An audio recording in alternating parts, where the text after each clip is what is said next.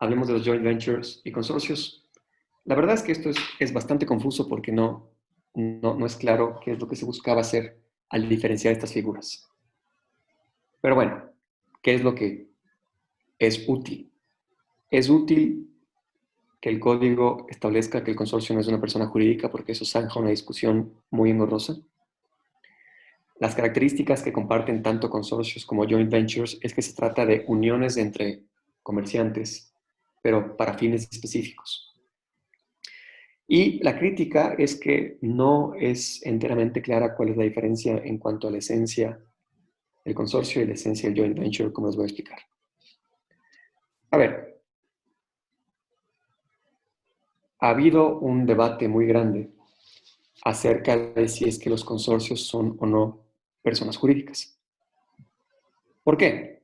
Revisen ustedes la definición del contrato de sociedad que prevé el Código Civil en el artículo 1954.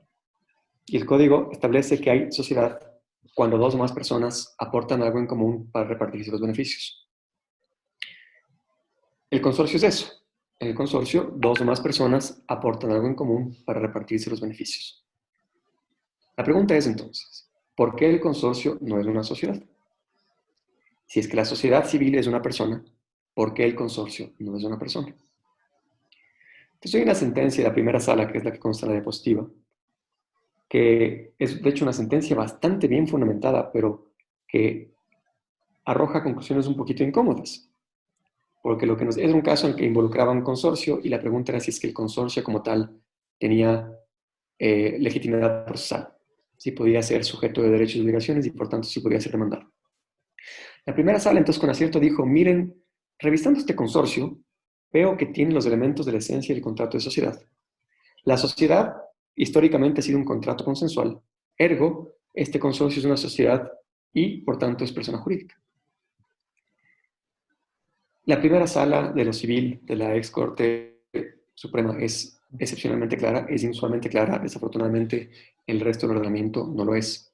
¿Qué ocurre si es que uno revisa la normativa de contratación pública, por ejemplo? Por un lado nos dicen, por ejemplo, que los consorcios no son personas jurídicas, por otro lado nos dicen que sí. Esto es una desgracia, esto no debería pasar. Supongamos, por ejemplo, que se forma un consorcio petrolero para explotar un buque en el Oriente. Y yo celebro un contrato con ese consorcio para suministrarle servicios de mantenimiento, qué sé yo. Y el consorcio no me paga. ¿A quién le demando? ¿A los consorciados o al consorcio?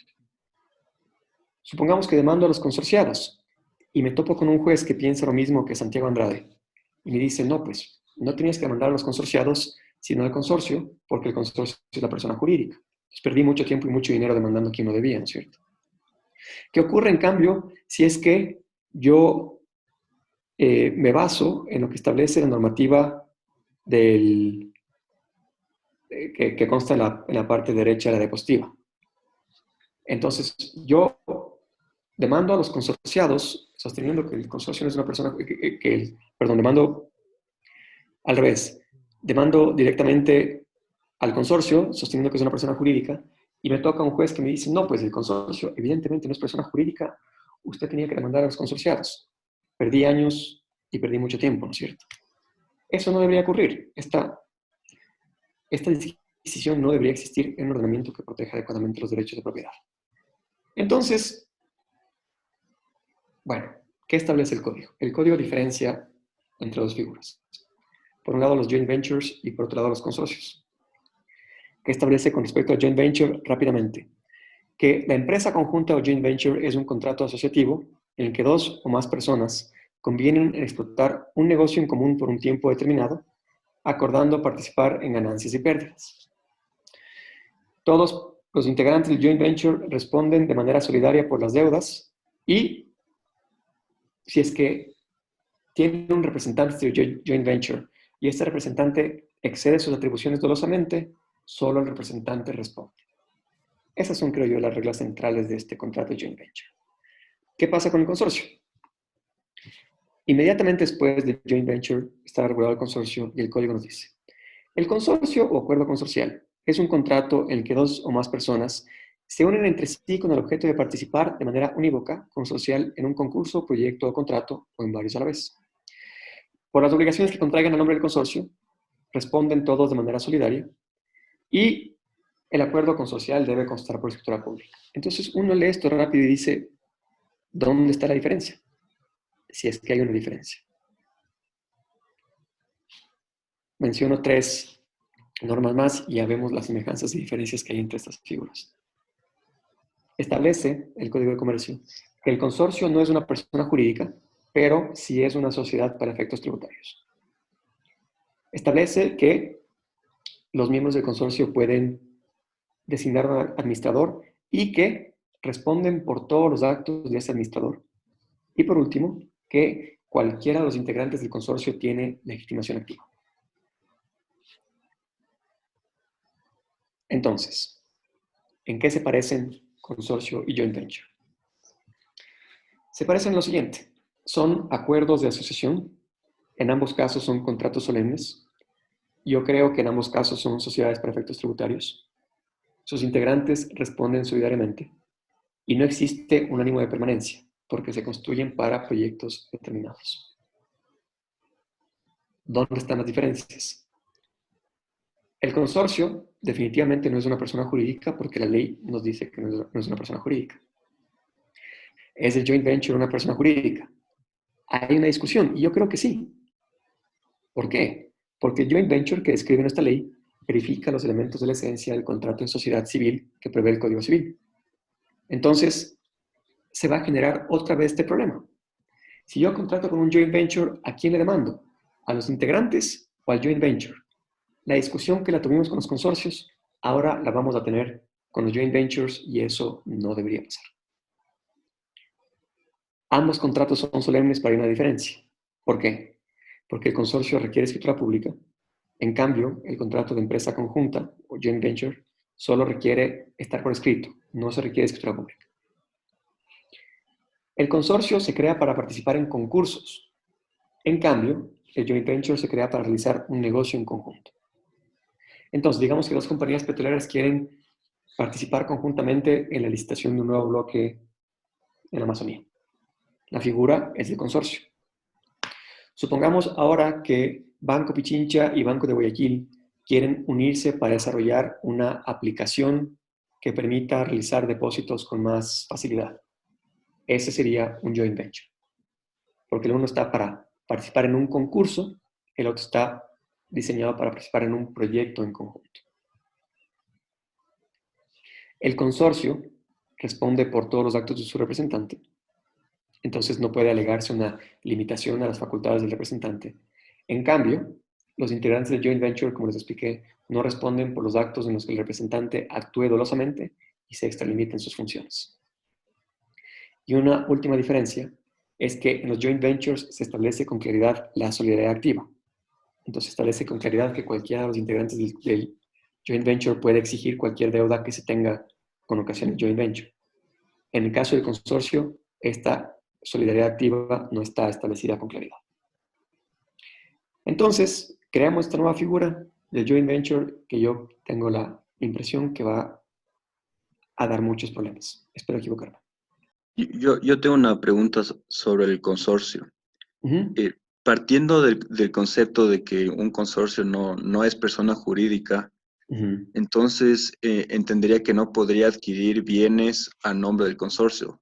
Poniendo como ejemplo, si el consorcio quiere comprar un carro, la matrícula a nombre de quién va a salir, de algún consorciado, del consorcio. Es una excelente pregunta. A ver, es que la pregunta es muy buena, porque el consorcio definitivamente es una sociedad para efectos tributarios. Porque el artículo 98 de la Ley de Régimen Tributario Interno establece expresamente que un consorcio es un sujeto pasivo de hechos tributarios, de obligaciones tributarias. Entonces, un consorcio, por ejemplo, tiene que pagar impuesto a la renta, tiene que pagar IVA, tiene que sacar un RUC, etc. El problema es que el consorcio, entonces, según nuestra ley, es sujeto para efectos tributarios, pero no para todos los demás. Entonces, el consorcio, para pagar impuestos, debe tener un balance, ¿no es cierto? Exacto. Debe tener un estado de resultados. Y el estado de resultados, el balance, por ejemplo, tiene que reflejar cuáles son los activos del consorcio. ¿Cómo puede el consorcio tener activos si es que no es persona jurídica? Es que justamente, ¿se acuerdan que veíamos la última clase que algo que la ley tiene que hacer es definir los derechos de propiedad. Con los consorcios falla miserablemente. Porque sí, ¿qué es lo que ocurriría en la práctica? Esta no es una respuesta jurídica, sino práctica. En la práctica lo que ocurriría es que el consorcio figuraría en la factura, ¿no es cierto? El consorcio figuraría como el comprador del carro y activaría ese carro en su contabilidad. Pero jurídicamente hablando no es el dueño porque no es persona. ¿Tiene sentido? O sea, ¿tiene sentido que tengamos esta discusión? No, pues lo que debería ocurrir es que todos aquí estamos de acuerdo con que el consorcio o si es persona o no es persona, y si es que es persona, que lo sea para todos los efectos, y si no es persona, que no lo sea para efecto alguno. Entonces, sí, claro, estos problemas se van a seguir presentando porque, por ejemplo, digamos que a un consorcio le hacen una determinación de impuesto a la renta, ¿no es cierto? Y como consecuencia de la determinación le clavan una glosa y le reajustan participación a trabajadores. ¿A quién le cobran los trabajadores esa participación, esas utilidades? Todo el mundo diría al consorcio, pero ya acordamos que el consorcio no es persona jurídica, entonces ¿a quién se le cobra? Eso no debería pasar. Debería haber reglas mucho más claras, de modo que no tengamos que perder tiempo discutiendo estas cosas que no aportan a que la economía genere bienes y servicios, sino que simplemente nos dan trabajo a los abogados. El vendedor debe sanear la cosa por vicios redditorios y por evicción. ¿Quién recuerda en qué consiste el saneamiento por vicios redditorios? ¿Quién ha tenido que lidiar con un caso así alguna vez? Vicios ocultos. Muy bien. El desperfecto de un motor, por ejemplo, en una venta de un vehículo. Ok, sí. Si yo compro un vehículo y sin saberlo, el vehículo tenía defectos tan serios en el motor que el carro se incendia cuando uno lo prende. Ese es un vicio oculto, efectivamente. Comencemos con la evicción, que es un caso un poquito menos frecuente. ¿En qué consiste el saneamiento por evicción?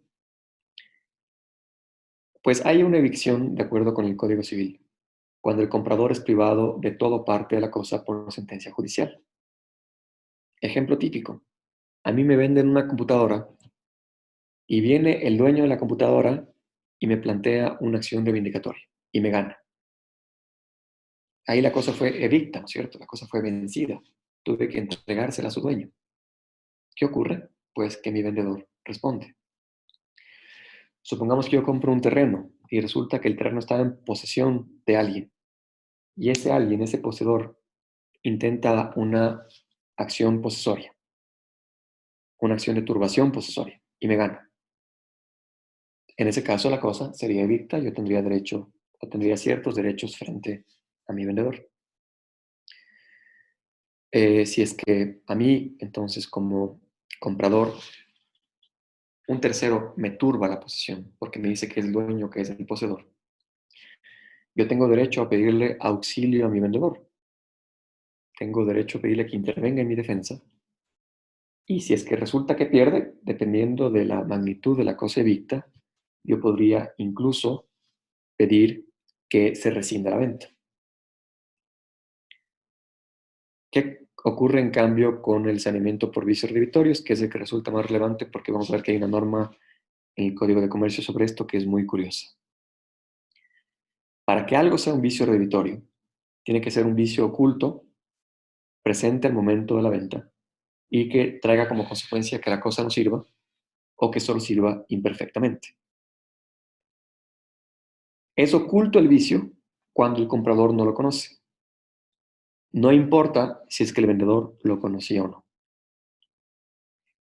¿Qué ocurre si es que el vendedor vende una cosa a sabiendas de que tiene un vicio oculto? Pues simplemente eso lo hace responsable de los perjuicios. Pero no es esencial del saneamiento por vicios redditorios que el vendedor haya conocido la existencia de este desperfecto. Si es que yo vendo mi carro, entonces pensando que está en perfectas condiciones, pero resulta que tiene problemas con el motor muy serios, que eran ocultos y que el comprador no conocía ni tenía por qué conocer, yo respondo por vicios redditorios, incluso si es que actúo de buena fe. Osvaldo, ¿Qué? una consulta ahí, perdón. Claro. ¿Qué pasa con la típica cláusula donde colocan los contratos que renuncian a cualquier derecho o reclamo por vicios redditorios o vicios ocultos. Se puede renunciar siempre y cuando no se trate de vicios ocultos de mala fe. Pero se puede colocar entonces. Se puede Vale. renunciar, ajá. Y de hecho, esta es la, no sé si decir regla general, pero hay otros sistemas en que eso es lo que ocurre, en que el comprador compra la cosa y asume el riesgo aplicando un principio que se conoce como el caveat emptor. Nuestro sistema es diferente, pero permite la renuncia, nuevamente, si es que no se refiere a vicios que el vendedor conoce y que deliberadamente decide no poner en conocimiento del comprador.